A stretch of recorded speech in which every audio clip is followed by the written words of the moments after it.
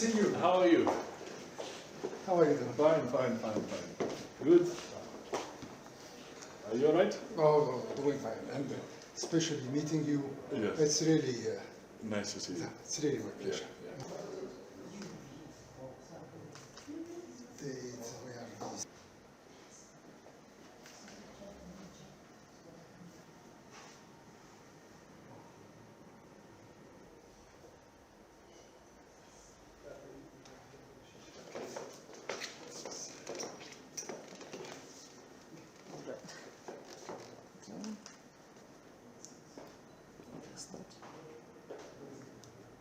Thank you.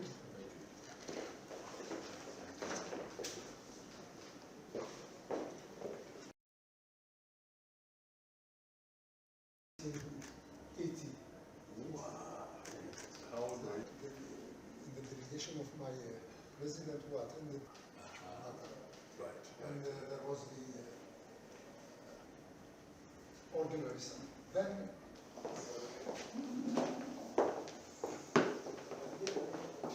Nice to see you. At least now here instead of Addis Ababa. You can sit. We're happy to have you here.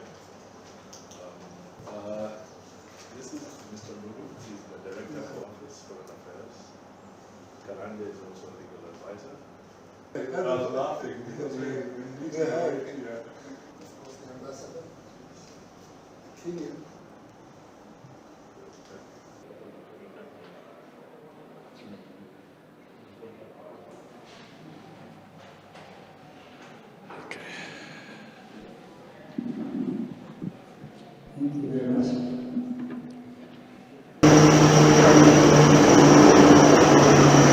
Thank you very much. Yes. Thank you very much. Thank you. And we'll meet again in June. Yes, definitely. Very good. Bye-bye.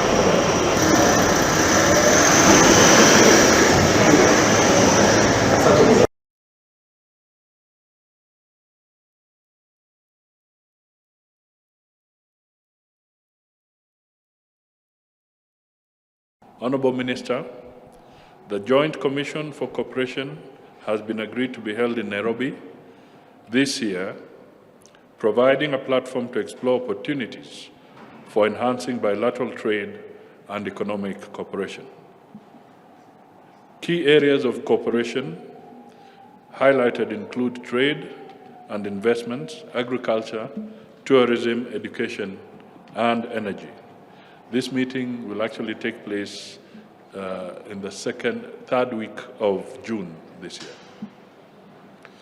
In view of the ongoing trade and investment relations, Your Excellency, Ahmed Attaf and I wish to encourage our business communities to leverage potential synergies and diversify trade products and fast-track the establishment of a joint business council to facilitate these endeavors.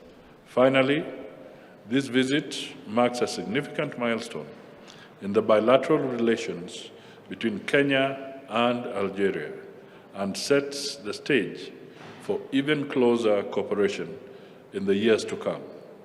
Kenya is committed to strengthening the bonds of friendship and cooperation between our two nations for the benefit of our people and the entire African continent. I take this opportunity to express our profound appreciation to Your Excellency, Mr. Ahmed Attaf, for your visit to Nairobi. It has been an immense honor to receive you. Our two countries have historic ties and close cooperation and have established diplomatic missions in 2015, and Algeria has since been a valued partner to Kenya in political, economic, social, and educational cooperation. In our deliberations, the Minister and I agreed to deepen and expand this relationship for the benefit of the people of our two countries. Your Excellency, I would like to appreciate the government of Algeria's donation of 16,000 metric tons of urea fertilizer estimated at $4.8 million received in January 2024 to enhance food security in our country. I would also use this opportunity to thank Your Excellency, President Abdel Tebboune, and the people of Algeria for supporting Kenya's peace mission to Haiti with a grant of $100,000. This goes a long way in realizing peace efforts in Haiti. In 2022, Kenya exported goods worth an estimate of 106 million Kenya shillings compared to imports worth 206 million Kenya shillings. We have discussed about enhancing bilateral cooperation in key areas such as trade and investment, agriculture, tourism, energy, infrastructure development, and educational cooperation. Our meeting provided us with an opportunity to discuss at great length modalities of enhancing trade and investment between Kenya and Algeria. I thank Your Excellency Ahmed for expressing your determination to explore new avenues for collaboration and to facilitate implementation of agreements that will benefit both our nations. Let me start by expressing my heartfelt appreciation and sincere thanks to my dear brother, Minister Musalia Mudavadi, for the warm welcome and for the highly reputed Kenyan hospitality that has been extended to me as well as to my delegation since our arrival this morning to this beautiful and breathtaking African city of Nairobi. It is for me a great pleasure and a distinct honor to undertake this official visit, which is a testimony of the strength of the ties of fraternity and solidarity that bound our two countries. This visit is also a testimony of our political will and determination to deepen and expand the historical and specific relationship which so happily exists between Algeria and Kenya. My visit comes, as you all know, at a time when the world is going through profound and accelerating changes against the background of ever-increasing tensions, crises, and conflicts that continue to imply huge challenges both at the international and regional levels. In such times of great uncertainties, we firmly believe in the vital importance of maintaining close contacts and regular consultations among brothers and strategic partners. Kenya has always been and continues to be one of our privileged strategic partners in Africa in general and in East Africa in particular.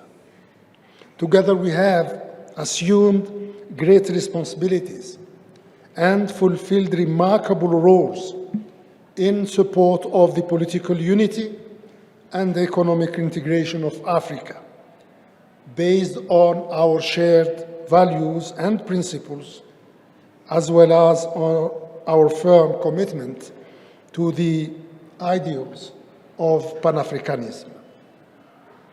From that perspective, the rich and very fruitful consultations I just had with my dear brother, Minister Musalia Mudavadi, were an occasion to reaffirm our resolve and engagement to consolidate and to further nurture this special and most promising relationship between our two countries and peoples. In this regard, we have noted with great satisfaction the continued efforts being exerted from both sides to achieve higher levels of cooperation and coordination. We have also agreed to reinvigorate the institutional framework of our bilateral relations by activating the important mechanisms put in place to that effect, such as the Joint Economic Commission, the Business Council, as well as the political consultations at all levels. I'm sure that the activation of these valuable mechanisms and tools will afford us the possibility to explore the huge potential of our bilateral cooperation in many priority areas. These include notably the important fields of trade, agriculture, industry, education, training, energy, and defense and security.